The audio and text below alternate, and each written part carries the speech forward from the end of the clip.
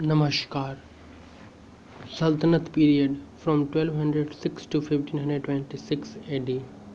The Delhi Sultanate. The background of Delhi Sultanate. First Muslim invasion. Muhammad bin Qasim's invasion 712 AD.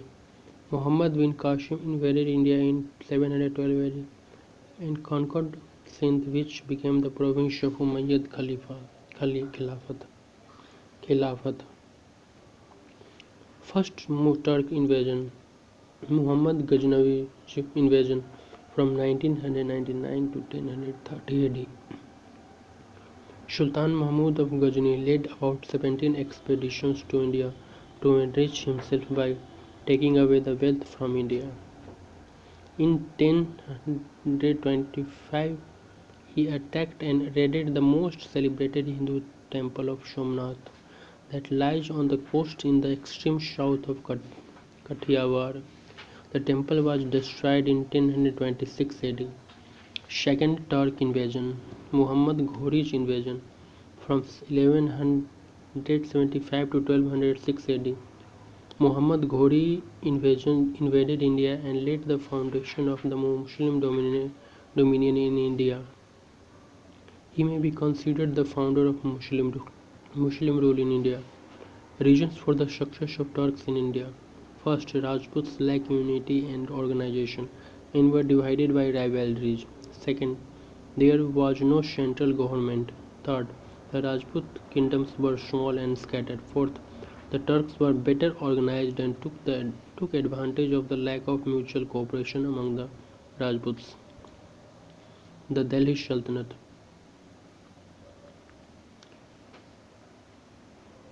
1206 to 1526 AD. Muhammad Ghori's conquest became the nucleus of a new political entity in India, the Delhi Sultanate. This period can be divided into 5 distinct periods. That is, first the Slave Dynasty from 1206 to 1290 AD. Second, the Khilji Dynasty from 1290 to 1320 AD. Third, the Tughlaq Dynasty from 1320 to 1440 AD. Fourth, the Sayyid Dynasty from 1414 to 51 AD. The Lodi Dynasty from 1451 to 1526 AD. The Slave Dynasty from 1206 to 90 AD. Qutb-ud-Din Aibak from 1206 to 1210 AD. A Turkish slave by origin. He was purchased by Muhammad Ghori, who later made him his governor.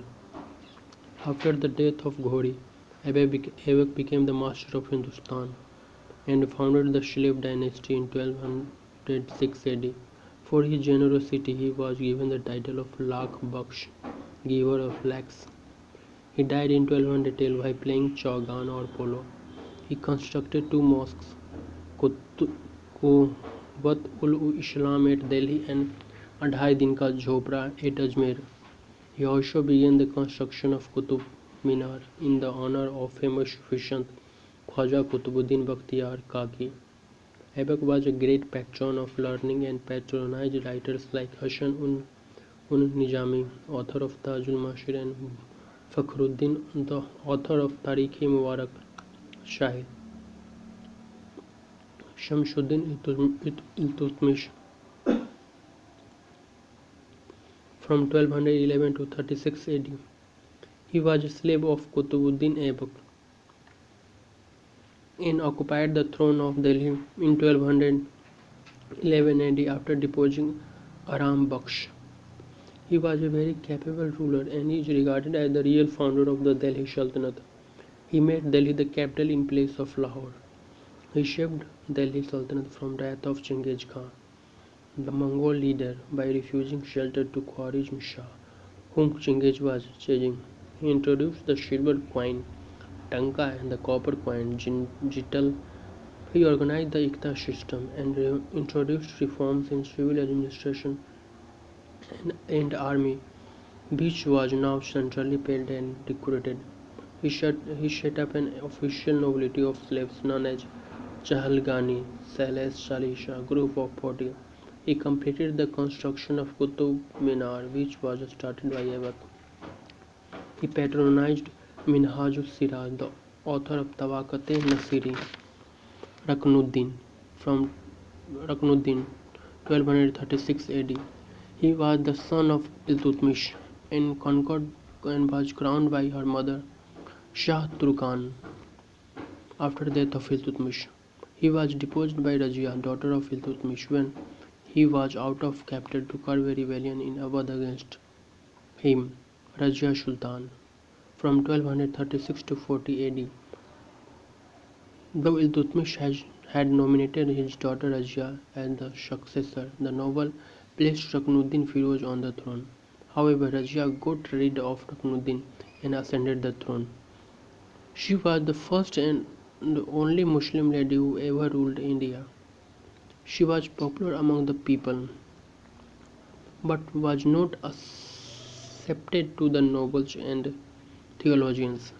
She further offended the nobles by her preference for an Abyssinian slave Yakut.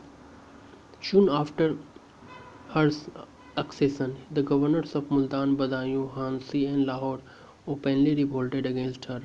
There was a serious rebellion in Bhatinda. Altunia, governor of Bhatinda, refused to accept suzerainty of Razia. Razia, accompanied by Yakut, marched against Altunia. However, Altunia got Yakut murdered and imprisoned Razia. Subsequently, Razia married Altunia and both of them marched towards Delhi. In 1240 AD, Razia became the victim of a conspiracy and was assassinated near Kaithal, Haryana.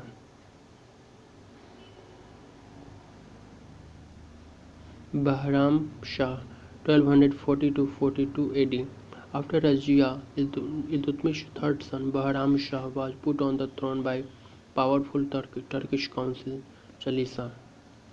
He was considered only as a de jure ruler, while Nave Mamlakat,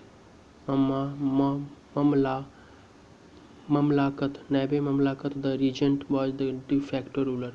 Bahram Shah lost his life after his failed attempt to assert his authority once on the throne. Masood Shah 1242 AD to 1246 AD. He was the son of Ruknuddin, but was deposed after Balban and Nasruddin Muhammad's mother Malika-e-Jahan conspired against him and established Nasruddin Muhammad as the new Sultan. Nasruddin Muhammad from 1246 to 66 AD. He was the son of Iltutmish and was known as the Dervishi king, as he was very pious and noble. He died in 1266. Ghiyasuddin Balban from 1266 to 87 AD. Balban ascended the throne in 1266 AD. He broke the power of Chalisha and restored the prestige of crown. That was his greatest contribution towards the stability of the Delhi Sultanate. To keep himself well informed, Balban appointed spies. He created a strong centralized army to deal with internal disturbances and to check Mongols who were posing a serious danger to the Delhi Sultanate. He established the military department Diwan-e-Arj. The Persian court model influenced Balban's conception of kingship. He took up the title of Jil-e-Ilahi, shadow of God.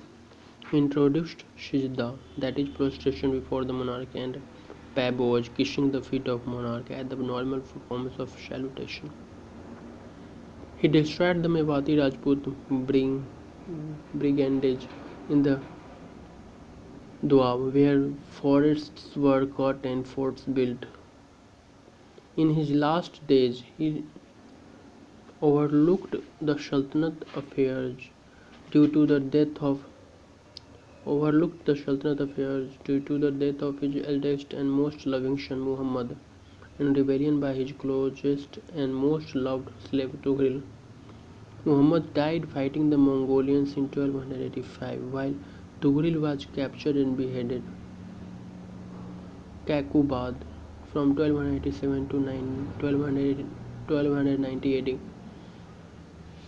A grandson of Balban was seated on the throne by Fakhruddin, the Kotwal of Delhi, who assumed high political authority during the last days of Balban.